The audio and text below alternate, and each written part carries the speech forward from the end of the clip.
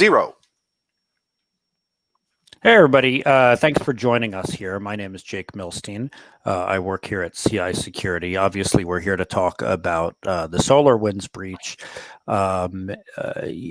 This is we were just talking right before this, updating the slides. There's so much information coming in so quickly. This is clearly an evolving situation. As we let people get into the room here, quick background is obviously this, people know about this breach. What we're going to do here is we're going to talk about what happened. We're going to give some technical details. And then what we're going to do is to do a panel discussion and include your questions in the panel discussion. So I'll do a quick intro. We'll then go into the technical details, and I'll introduce Fred. He's going to do that, and then that discussion. One note is over on the right of your screen, you can see a chat. In that chat, put any question you want. I'll relay the questions to the panel. And that's how we'll do this. One question that I'm sure will come up is, will we share the deck and share the recording? Absolutely. The recording, if you registered for this, the system will actually email you the recording afterwards. We're going to put the recording somewhere else. So if you want a version you can share, you can send me a note and I'll make sure you get that. And I'll put my email address in the chat. It's easy. It's just jake@ci.security. And then the PowerPoint, will be sending out a PDF of the PowerPoint probably tomorrow morning so that you can look at that. All right. Well, it looks like we have folks in the room, so I'm going to really get started. One of the quotes I saw about this that really hit home is from a former White House CIO, said, on a scale of 1 to 10, I'm at a 9. And it's not because of what I know, it's because of what we still don't know. The folks who will be the presenters today: Mike Hamilton, CI Security co-founder, former CISO of the city of Seattle; Fred Langston, CI Security co-founder and our EVP of Professional Services, and has really been paying close attention to all of this. John Luke Peck, who is the deputy CISO here at CI Security and an IR expert. I'm going to hand it over here to Fred in a second. I do have an ask of folks, which is, stay to the end. We will have a survey. One of the things that we would appreciate is your feedback on this, so we know whether it was helpful, we know whether to keep doing these, and because it's the holidays, we have a way in there for you to give to a food bank in the survey in the end. And with that, let's get to the who, what, when, and how, and the technical details. Fred, go ahead. Sure. Next slide, please. So as everybody knows, this is really a fastly moving story. A lot of things are happening. In fact, they may actually be malicious activity occurring right as we're speaking. So what we say here is our best available information at the time. It may change. It may change as I'm speaking about it. So what happened? This all kind of came to a head when FireEye, a major supplier of security products, firewalls, things like that, detected malicious activity on their network, on their internal network at this security product vendor. Their team, their forensics team, which is one of the tops in the world, did a bunch of analysis and detected a product that they had purchased, SolarWinds, and the product is Orion. It's a network management system. Basically, it can see what your network is doing at any time, the performance. You can go make changes to systems on your network, potentially on hosts on your network. They found out that this system was compromised, okay? And compromise means a lot of things, but in this instance, they realized that the product code itself had been modified, and it wasn't as if somebody had planted malware, had compromised an account and planted malware. In this instance, what was downloaded to each client's installation was code that contained a backdoor or set of functions that allowed remote attackers to do what basically ever they want on the system. So one thing I like to point out, when you read SolarWinds, they talk about it being a vulnerability, which in fact it's not. This is truly a backdoor. A vulnerability was a mistake, a weakness in the coding in their product. That is not what happened here. So what SolarWinds let us know that between March and June of this year, the update mechanism, the thing that was sending out the update patches, was delivering this Orion update software with a backdoor Trojan. They're calling it Sunburst, SolarGate, I think is what Microsoft calls it. One thing not to get wrapped around the axle is all the names that get used around malware analysis. Just know that it will probably be called Sunburst, probably, and it is this SolarWinds Orion malware or backdoored software. The interesting thing is over 300,000 people have Orion purchased, but they were able to narrow it down to 18,000 organizations, they believe, during this time period, downloaded this update. And this is the update that they were on at the current time. So we feel that 18,000 organizations literally have this this backdoored product on their networks. Next slide, please. Okay, next slide. Is it stuck for everyone else, or is it just me? No, that's there. There we go. Okay, so we know, in fact, that that this actually came from SolarWinds with this backdoor in it, because it had a code signed. The code was signed with a cryptographic certificate. That means we know from the time it was created, it had not been modified on its way, and that what was uploaded and installed on people's end systems was literally delivered from the manufacturer that way. Now, there's some new information coming, because most of us immediately assumed that that meant that their coding repository, the place they store things when they're building and developing it, had been compromised. But there is some new information starting to come out that, in fact, it may have been the updating system itself that had been compromised, and somehow they were injecting this code somewhere in this process. Now, that seems a little difficult when you think about where the code signing normally occurs in the development process.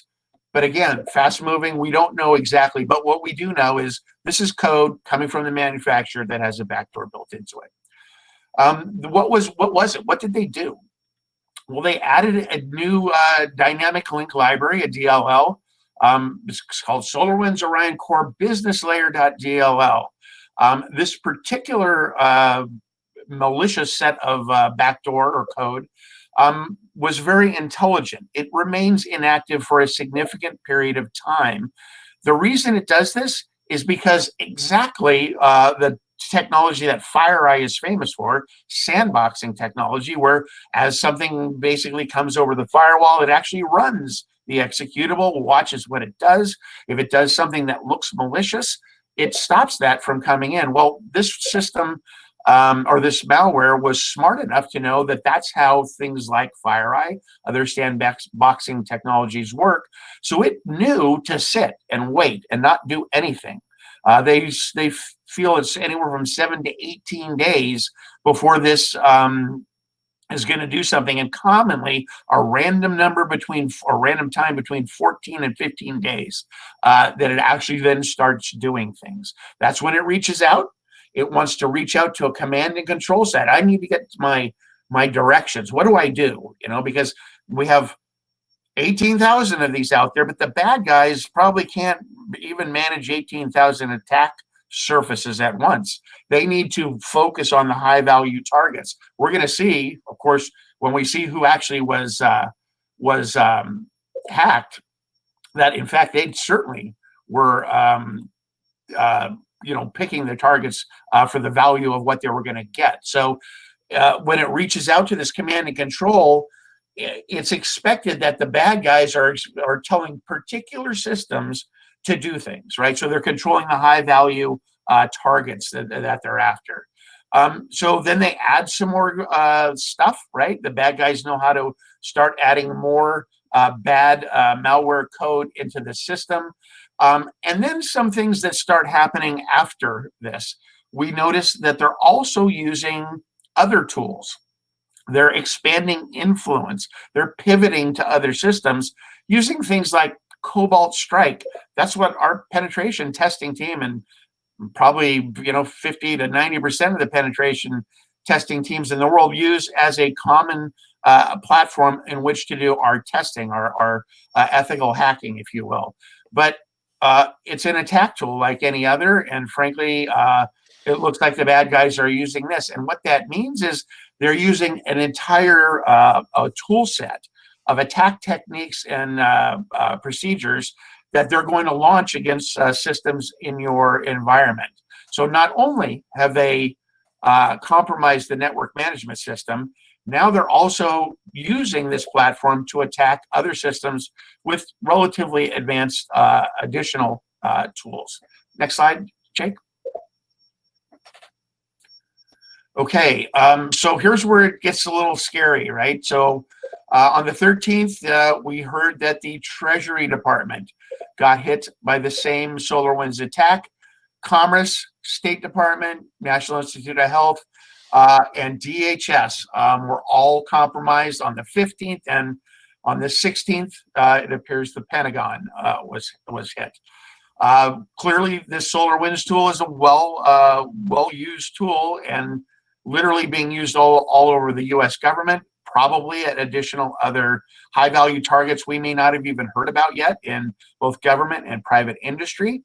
But this was a highly coordinated attack. They knew when this all happened, that the lid was going to be blown off, so they probably went after some highly significant targets. But that does not mean that they have not used the same tool set to launch other backdoors, place other areas in which they can still persist within the environment.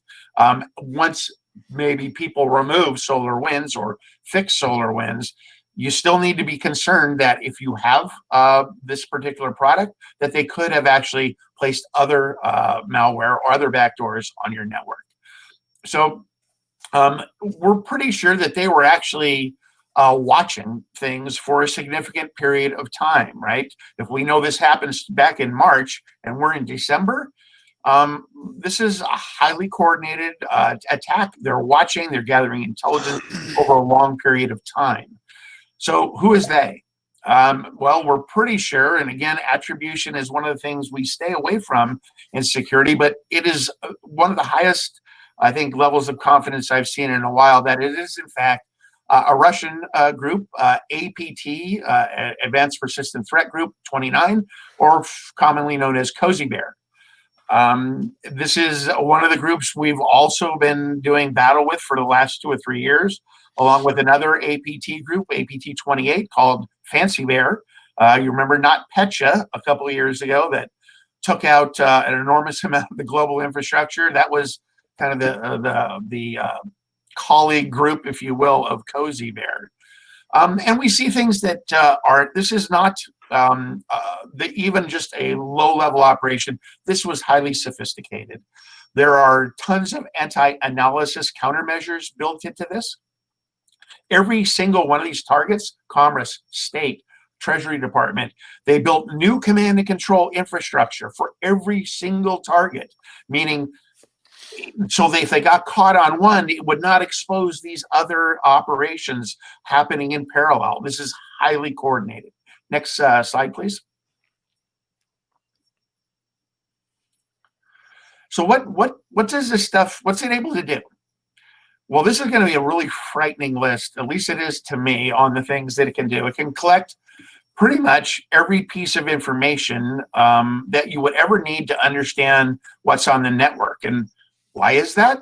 Well, this is one of the most, network management system is one of the most powerful devices and systems you can deploy in your environment. It connects to absolutely every corner of your infrastructure. It can touch, and in most cases, change configurations of almost everything in your environment, and certainly your network devices in your environment, which it's built around. Next slide, please. So aside from gathering all this information, it can do pretty much anything it wants. Frankly, it can run code. It can look at differing things on file systems to know where the high value information is. It can create things. It can create file hashes to make things look like they actually have been cryptographically secured when they're not. It can change registry entries. It can reboot the system. Basically, it can do whatever it wants. And you have this on a system which can do virtually anything and reach any system on your network. This brings up a huge thought about, are we doing enough to secure these really valuable tools that are incredibly powerful? Are we thinking about them the same way we're securing Active Directory or securing our EMR if we're in healthcare, or maybe our intellectual property if we're another company? We need to think about these systems as being maybe even more important. Next slide, please. So what kind of things can we do here? If you read SolarWinds, they'll tell you that you need to upgrade or update, I should say, to at least this version. And you also need to go in and change all the passwords that are stored in SolarWinds. SolarWinds works by you putting in a bunch of passwords for the things that you wanted to understand. Maybe your SNMP, Simple Network Monitoring Protocol, or Management Protocol, excuse me, is a thing that can reach out and control your routers and your switches. There are other functions within this that can go out and reach into other systems, things like configuration managers, things like that hold the keys, some of the other keys to the kingdom. It is very difficult if you don't know how to go into SolarWinds and find every password it has stored, and that needs to be changed. So unless you're really talented and know this product inside and out, this is probably a very difficult path. And it doesn't give you, in at least my opinion, the level of assurance that I would want. And the DHS, Department of Homeland Security, has said, you know what, our recommendation is, and will be for the US government, this goes away. We burn these down and we rebuild from scratch, because we cannot ever, in a high value environment with these threat actors that have been in there, we cannot take that chance that they have not built other backdoors in here, that maybe they haven't, have other things that we haven't found. And frankly, does this go for all SolarWinds products? That's a question that nobody has an answer for right now. And it's an open question, frankly. So burn and rebuild, highly recommend. If you are using this in any environment where you really have anything you care about, it makes sense to burn and rebuild and not try to patch your way to a clear, secure path.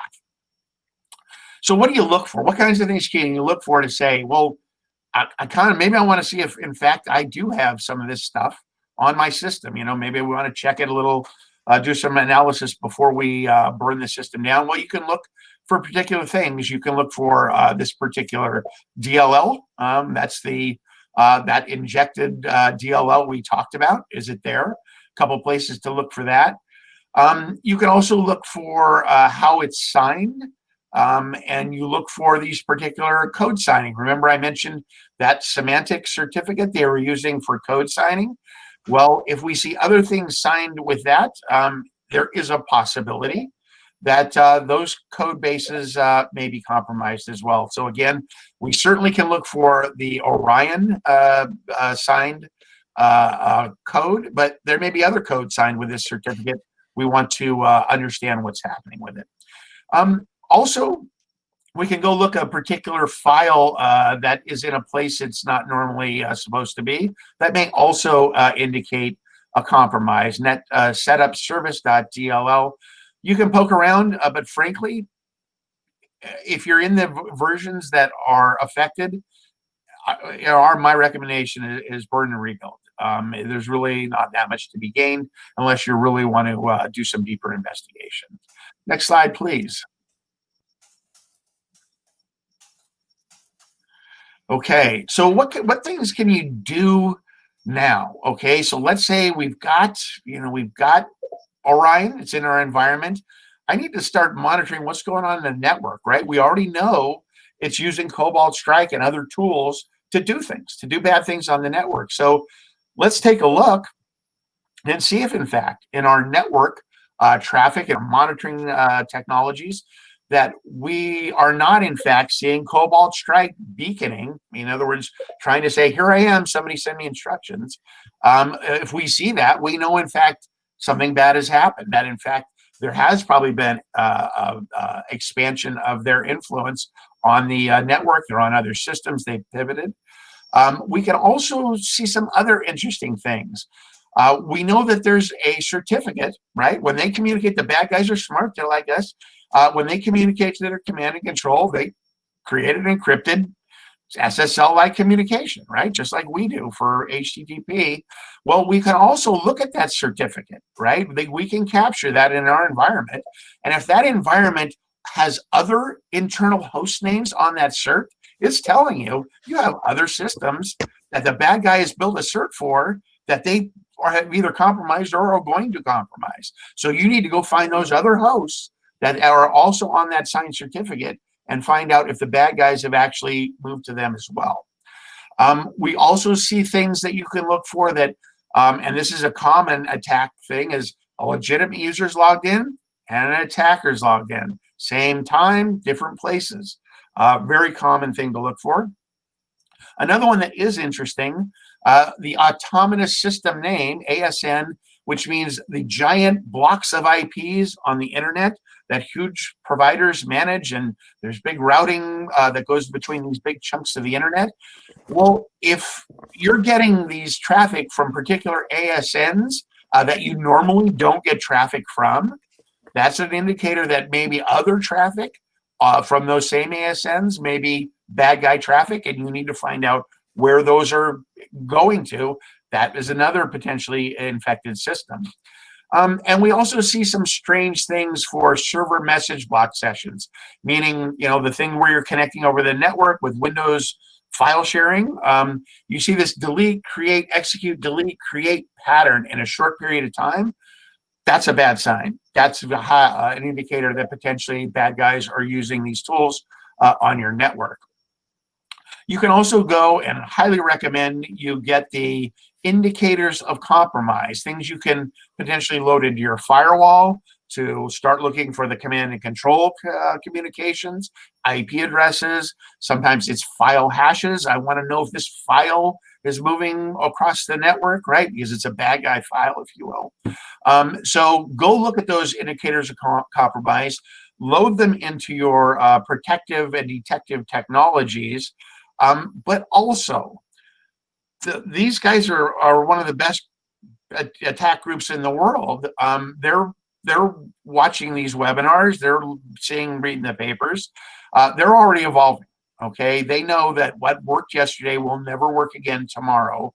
Right. So they're changing. They're changing right now. So you need to also look backwards.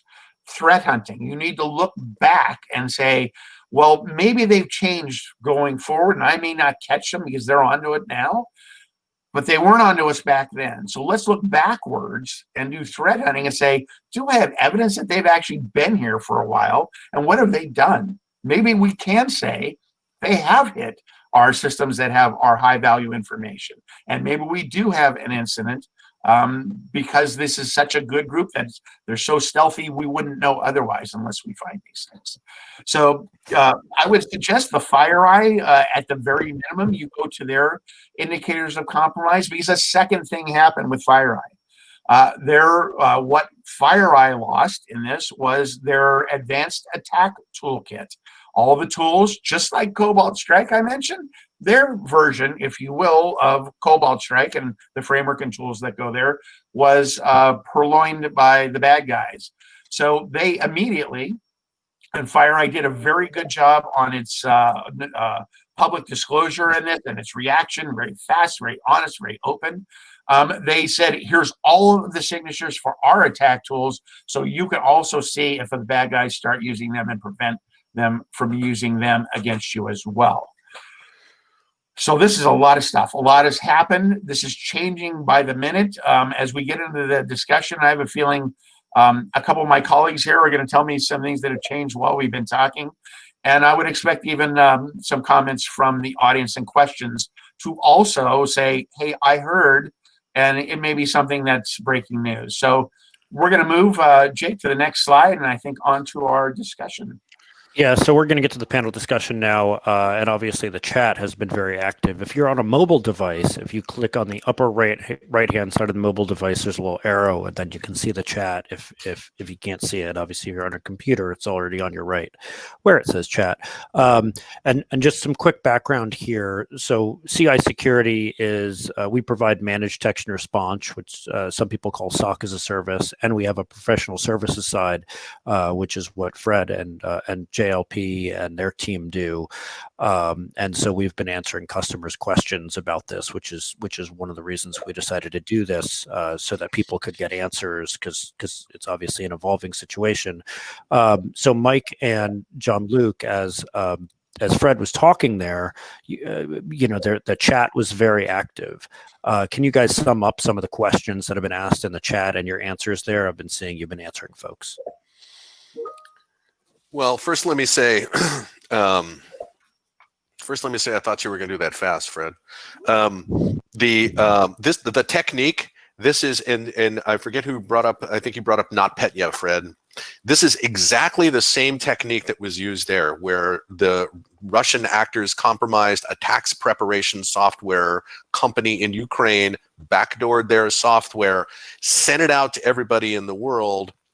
And then pull the trigger, and it was a gigantic ransomware attack that was potentially used to false flag the fact that they had backdoored this software and used it for espionage purposes, right? The strategic value to the Russians is not stealing money, it's stealing secrets. And so there's all these agencies, these federal agencies that have been compromised now, and these people know, hey, we're going to get caught.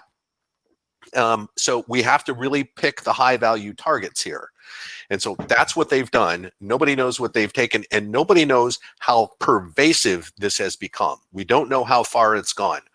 If you are one of the 18,000 customers that did download those updates, that's what a lot of stuff in the chat is about, right? What do we need to do? Do we need to nuke it from orbit, rebuild it? Which is, that's the guidance I've been hearing.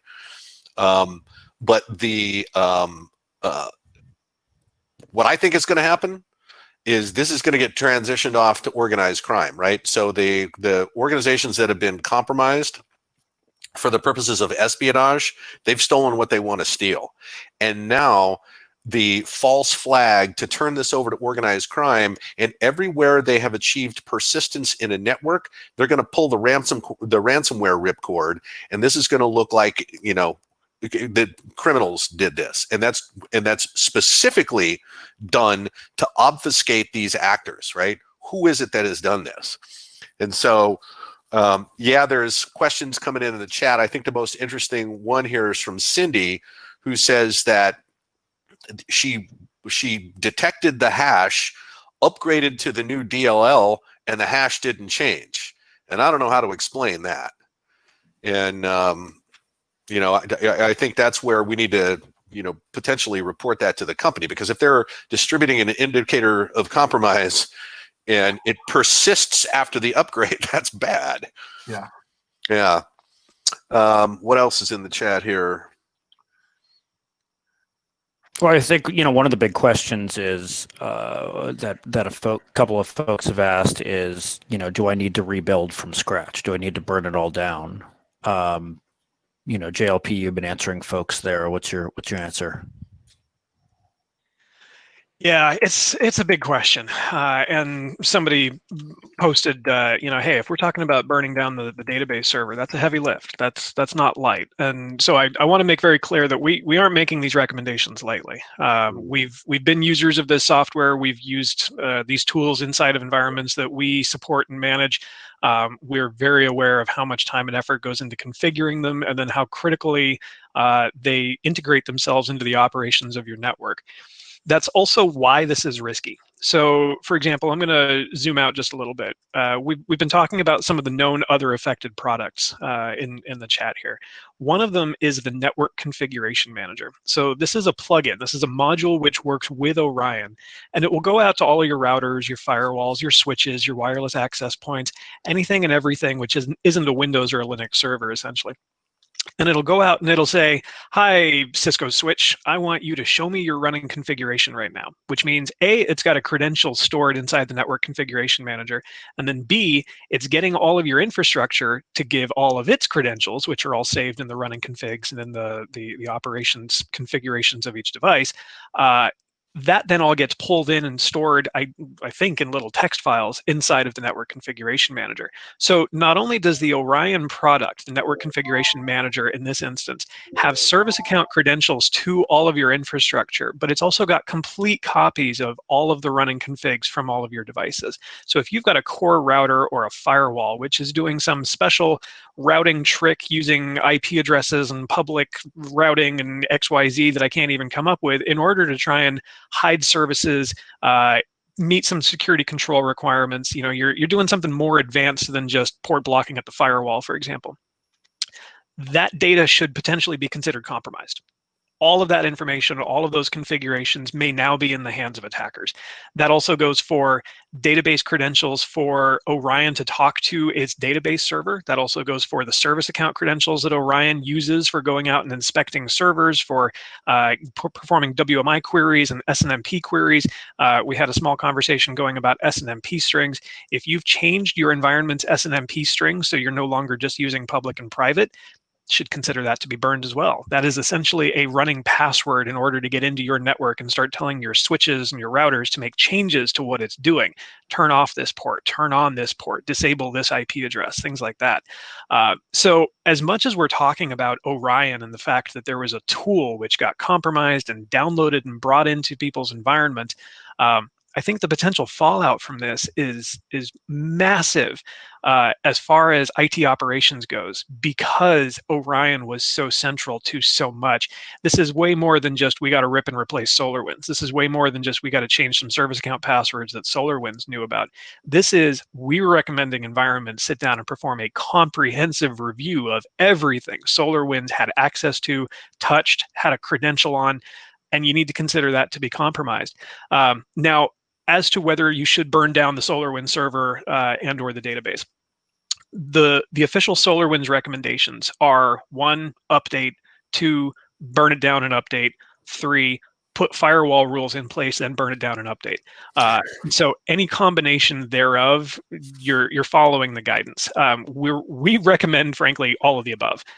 Firewall rules should absolutely be in place at your perimeter to stop the SolarWinds servers, stop Orion from phoning out anywhere on the internet, just stop it outright. Any updates and patches and stuff you can download manually from SolarWinds and then copy over by SneakerNet. It does not need to be able to ping the internet. Yeah, you can burn it down and leave it there. You can certainly keep the equipment online, or rather present, even if it's not powered up, and then you can do some forensics on it later. But yeah, this is certainly a time to be considering, do you want to keep SolarWinds in the environment? Although, frankly, I would say, given how public this incident is, and given how closely related to the FireEye incident it is, and how many resources they've got working, I think SolarWinds may come out of this more secure than they were before. It's going to be a bumpy road getting there, and organizations need to decide whether they trust SolarWinds to keep running in the environment in the meantime. Yeah, I think that's a really interesting question, and Meat in the chat sort of gets to that. He says, what tools are going to be helpful for ongoing monitoring for any other malicious backdoors that the bad guys may have created?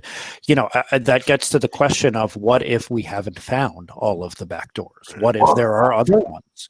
I like to even flip that on its head, because remember, we're talking about what Orion can do as a network management system. What else can do that in our network? EDR touches every system, can control anything on it. So maybe we have to think that it's not just the network management system, it's any of these systems with this ubiquitous power on your network. And one of the tools we're talking about here to find this is EDR, right? Which has the same level of power that the NMS has on your network.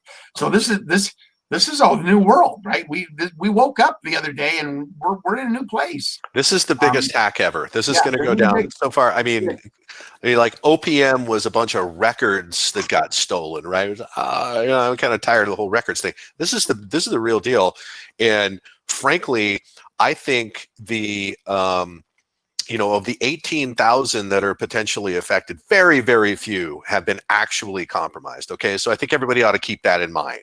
And so, if you can confirm that you have had the activity that suggests, demonstrates, right, confirms that you've been compromised, yeah, then take these extraordinary steps. What I'm waiting for is the retaliation, because this is bullshit and something bad is going to happen. And I think as a country, we got to be kind of careful about how we handle this. Turning the lights out in Leningrad is an option for, Cybercom, the NSA. They can do that stuff. But we're going to have to be really careful that this doesn't escalate into, something that really, a path we don't want to walk down. But, look, for the people on this call, the likelihood that you have actually been compromised is pretty small. Yeah, you probably have bad products in there and that you need to purge them and you need to do a good look. And yes, EDR is a way to find out what's going on. Good monitoring is your friend. It's not likely that, you are so important that the Russians came after you. That said, if you have been compromised and you don't clean it up, like I said, I think there's not a bright line between state-sponsored hacking in Russia and organized crime. And it's too easy for them to pit, FireEye's tools are in the hands of organized crime right now in Russia, for sure. They're going to hand this off. And if there's a possibility of getting into organizations and lighting the ransomware fuse, that's what's going to happen. I think that's the bigger danger. The value in espionage has likely been exhausted already, but the exposures are out there now. And what happens next is not going to be stealing companies' secrets or something like that. It's going to be getting pummeled with extortion. That's my prediction. And it's also well known that Cozy Bear and Fancy Bear both work hand in hand with like Ryuk and all the other ransomware gangs. That's a natural progression to go from the nation state side to the commercial side of the house. That's where I think this is going. Yep. I think one of the other sort of scary things about this is it came in the form of an update. And there's sort of a psychological trick there, right? Sort of a terrorism trick where this thing that we're all used to doing, patching and taking every update and, getting it in as fast as we can, this has raised suspicion about updates. And, somebody put in the chat, there's going to be a Netflix documentary about this in a year. I think it'll take less than a year, but there's sort of that psychological part of this. The other psychological part, which we've seen throughout the pandemic with ransomware and other attacks, is that this is a supply chain attack, right? It came from somewhere else, someone you trust, and came into you. So, one, what about sort of the psychological attacks of not being able to trust your providers? Fred? Have we ever been able to? I mean, if you're not running what they call software manifest tools, if you're developing your own stuff and it's got open source modules, like most stuff has 10 open source modules, if you're not running a software manifest tool to say, which open source modules do I have? And a lot of people don't realize that this open source module references that open source module, and you don't even know that, right? So if you don't know these things, we're already deep in the supply chain problem. Okay, this didn't happen. This didn't get invented right now. This is just the most high profile one we've seen where they really executed at a nation state level across some really high value targets. But yeah, this is the MO now. Yeah. If you look, this is supply chain. If this is a new term, then think about FireEye actually being, the supply chain for security product industry.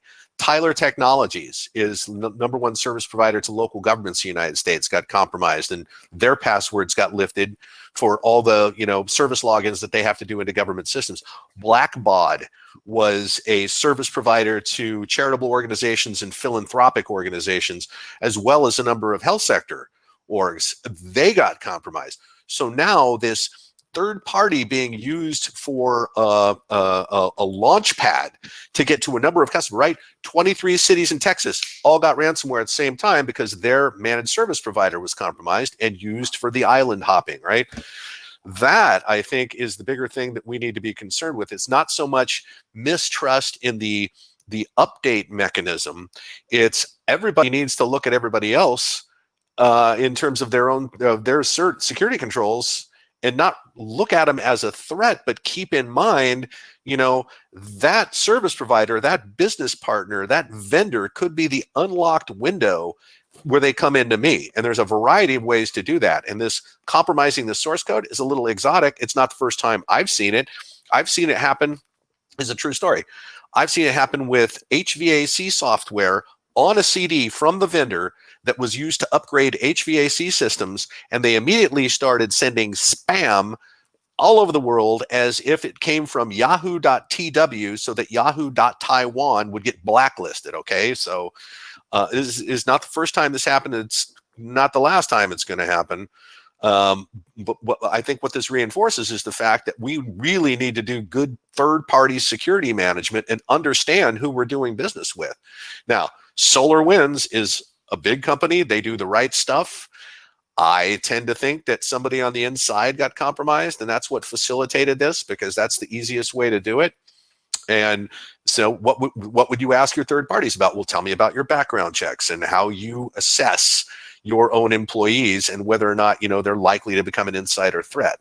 Those are good questions to ask. But I think, Mike, you have a third-party assessment form. Is that in it, or do you think you need to? Does that form address that? Well, the form that we use, right? Because John Luke and I managed exactly this kind of security here. The form is the last result. When we are evaluating companies to do business with, it's in order of preference. Show me your high trust certification. Give me a SOC 2 report. Show me a third-party assessment against a standard I recognize, or here's my god-awful questionnaire. It's going to take you 4 days to fill out. So, people put us through a ringer, and rightly so. You need to put people through a ringer. You need to put everybody through a ringer. And now, and this is becoming more and more of a regulatory requirement too. In the finance industry, for example, the FFIEC, which goes out and audits financial organizations 900 times a year, says that now you need to not only demonstrate the presence of a third-party security management program, but demonstrate its effectiveness. So everybody's getting super serious about this, and this is why. And if, by the way, if folks want Mike's forms, I'm happy to provide those. Just email me and I'll send them to you. He's got some good ones in there. Whenever I hire a vendor for CI security, they hate filling out Mike's forms, which means that they're good forms. So back to the question about SolarWinds here. We know about one product, but how do people know if they should trust other SolarWinds products, or is anything the company does at this point a suspect until they fix things? Well, I would say that nothing they have said right now gives me any level of assurance that other products have not been compromised. Now, they are not making any claims that they have any indications that it has been, but they also haven't given us any indications that they can definitively say that it hasn't. So they don't even know, in fact, right? We haven't fully determined whether it's the updating mechanism right before code signing. Is it the repository? We don't. They think they know, but we don't really know, right? And if it's in the code signing process, that's scarier, if you ask me, because that means I don't need just one GitHub.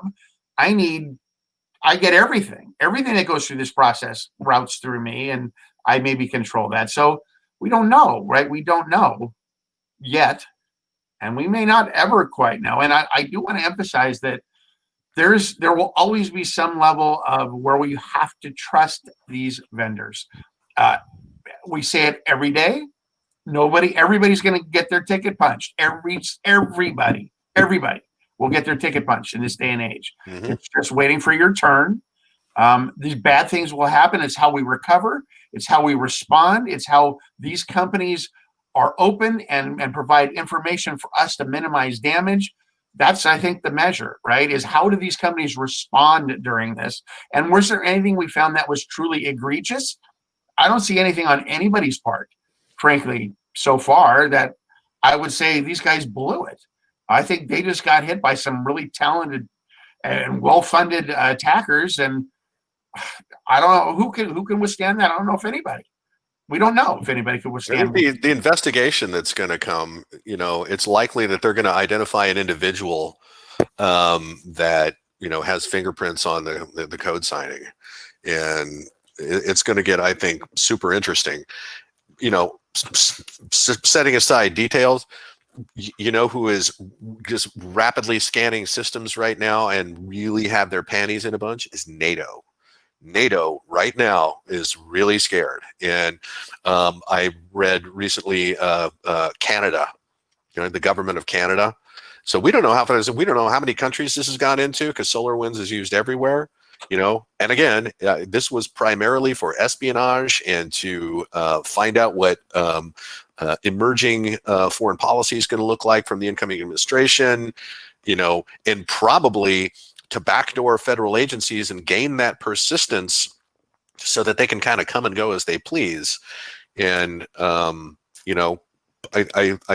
have to think that part of this is due to, especially the federal agencies being compromised, is due to Homeland Security being 100% focused on the security of the election, and maybe not watching what was going on in federal agencies, with their Einstein infrastructure and all those things. I know that the NCIC is watching all those things all the time, but everybody's gaze was averted because of the election. I think that's got something to do with it. It's going to be interesting to see what happens here just in the next 48 hours. And I think there's a beating coming for Russia, and it's not going to be pretty. Well, Hey, go I ahead, just want to say the interesting thing here is the tripwire that set all this off. It was FireEye. Seeing something beaconing out. What is that? That's basic network monitoring, right? This whole thing was identified by somebody who was doing a really good job. Basic network monitoring, and they saw, wait a minute, this should not be communicating to this place. So what is the lesson here? Well, if you're not doing the basics, basic heavy lifting, yet you're blind, right? So I think that's the first thing that comes out of this. Is this was found by the most basic, common, recommended approach to managing the security on your network. Yeah, and so I was going to say, Manmeet, who I referred to earlier, asked a follow-up question, which I think is a really good one. What would you say the top 3 things that should be done by companies who have not found any evidence of compromise under the current version that was installed in November, but might have been compromised version running on the network between March and November? Like, if you're going to do 3 things today, what are they? Fred? Wow. So it's the monitoring, right? So you one of those things we listed in the deck, plus I'm sure dozens of others that will be rolling out, right? This is the first pass of indicators, but I would certainly start looking for that. And then, as I mentioned, that threat hunting component.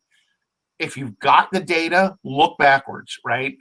Get all these IOCs and go, okay, looking forward is going to be tough. I keep saying that these guys are ahead of us. Right? They're one step ahead of us always, right? But what happened in the past is frozen, right? And now we can turn and pivot and look, and that's how you're going to find out, in my opinion.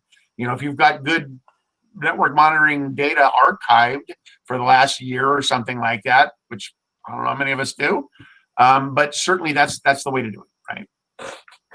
Yeah, and I'll just double down on that, right? In fact, I was talking to Sandeep in the chat, and it's go back in time. Right, because they're publishing IP addresses of command and control servers that have been used. I mean, the ones that are known, And I would go into it with the thought that the likelihood that you've actually been compromised, unless you're doing some kind of research and have some kind of intellectual property that would be strategically valuable to the Russians, I would look back in time for any access to things like the command and control servers as other indicators are released, because like I say, next 48 hours, this is going to develop really quickly. Keep an eye on what the company is saying, what Microsoft is saying, because they're in the middle of this, what FireEye is saying, and what the federal government, CISA, is putting out, right? They're taking this real personally because they've been hacked. So they're going to be very aggressive about here's how to find and purge. So I would just, pay attention to all those sources, and I'll put stuff in the news blast every day, as we come across it as well. But really, it's do your best job of looking back in time.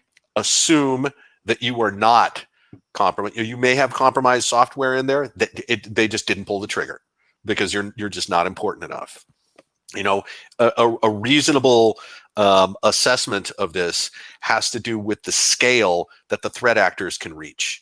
And 18,000, without significant automation would be really hard to do. So again, I think there's been a prioritization. I think it was skewed towards government, and specifically federal government, and specifically federal government agencies that have to do with things like foreign policy, right? So it's State Department has got, Commerce is compromised, Homeland Security. They're talking about the Pentagon now, National Institutes of Health.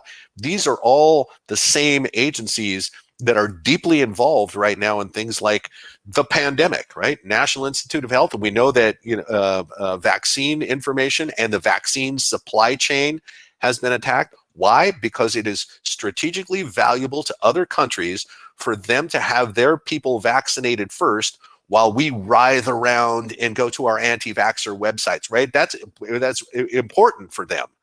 They leapfrog us that way. So any sand they can throw into those gears is coming. This is part of that sand. Go ahead, Jake. I was gonna say, when we talked about the three things that we recommend, look, I Mike and Fred are going to kill me for this, but I do run marketing for CI Security. If anyone is interested in managed detection response or anything, send me a note and we'll get you set up really quickly. But I promise this is not a sales thing. The other thing is this is also a really good time to prepare your incident response.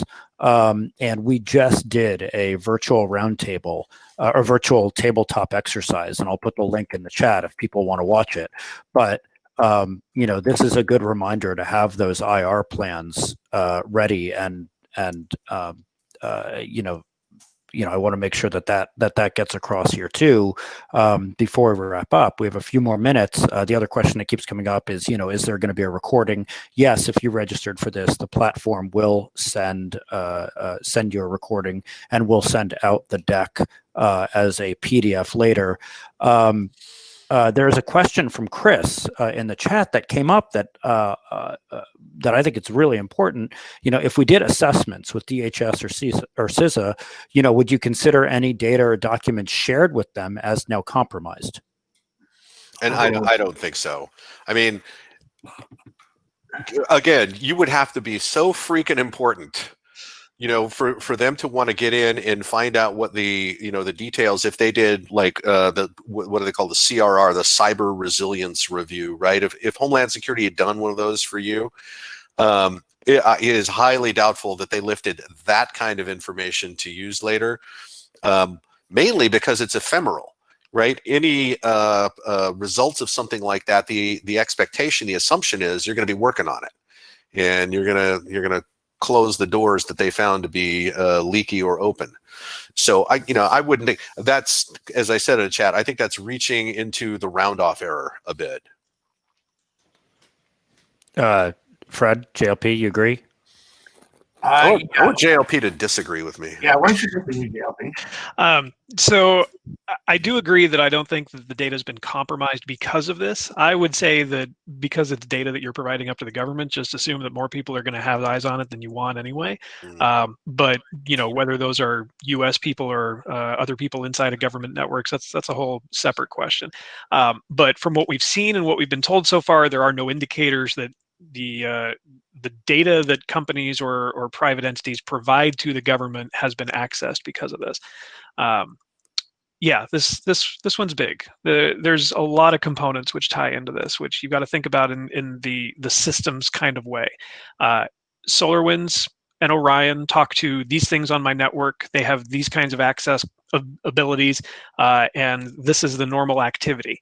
Now, to Mike and Fred's point about potentially keeping it online or have you been affected, I think having the data available, if you've got that historic data to be able to go back over the course of your logs from 2020 and say, do we know if these IP addresses have ever been touched? Do we know if these file hashes have ever been run?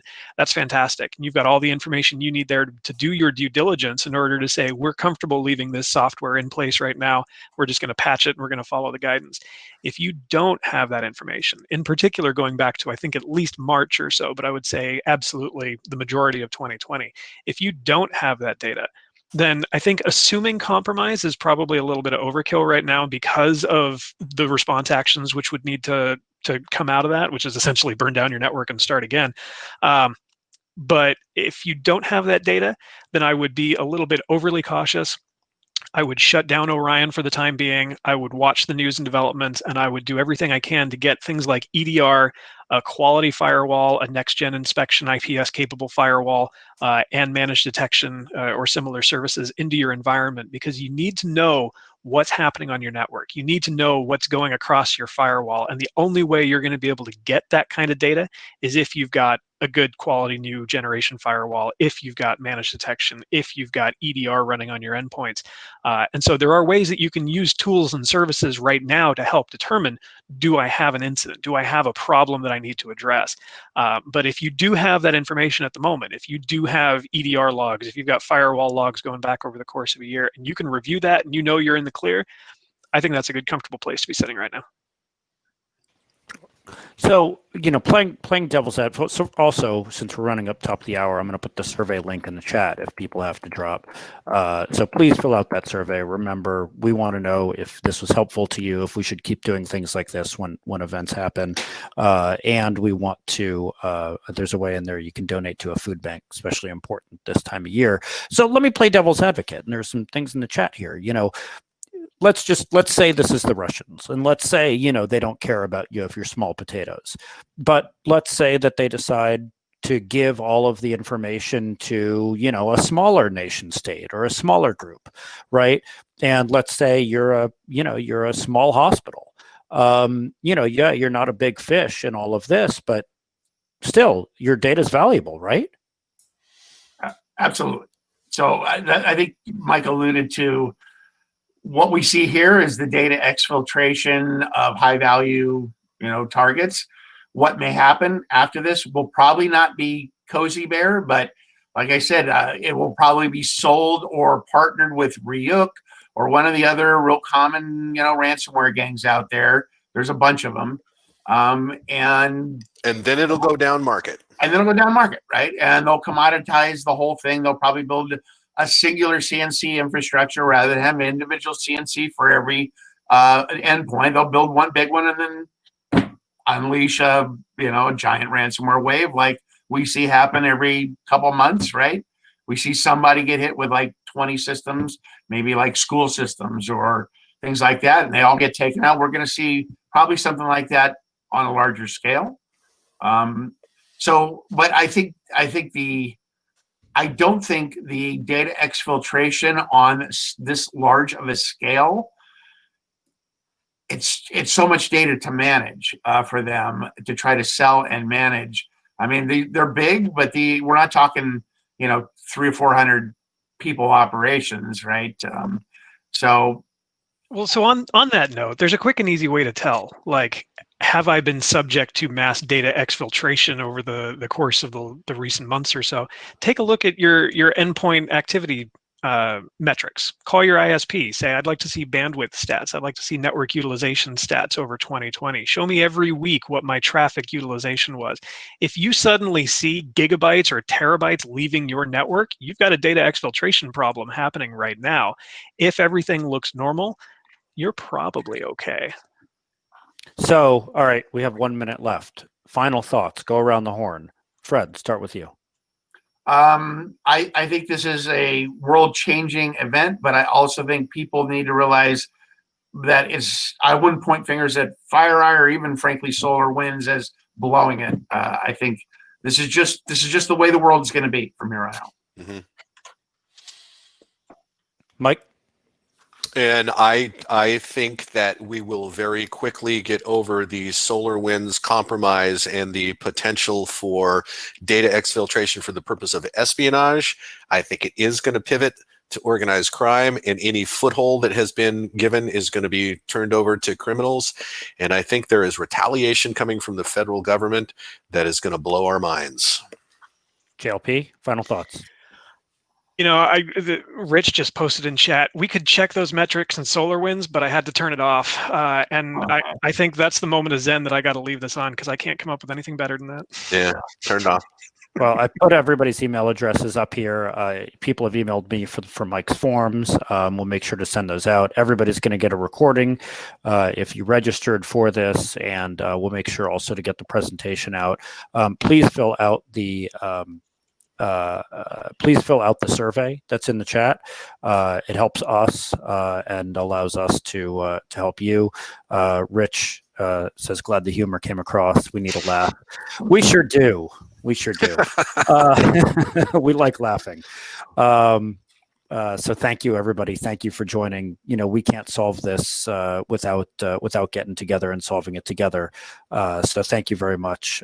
And to Mike, to Fred, to JLP, thank you. And just a thank you to Ginny, who is in the background here and runs events for us. Yep. She does a great job. So thank you, everybody. Have Thanks, a great holiday season, and be careful out there.